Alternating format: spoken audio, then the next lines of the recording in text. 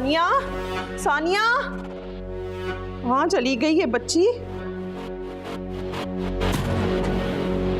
सलमान, सलमान, सानिया नहीं है घर पे।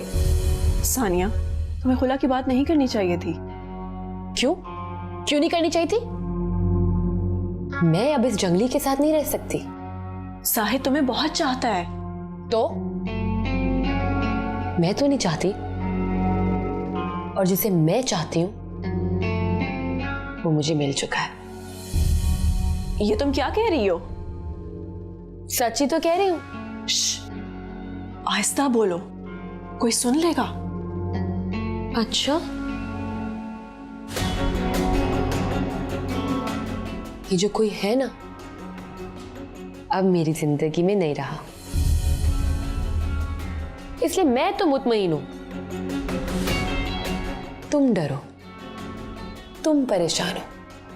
कि घर में पता है ये बात किसी को? हाँ ना,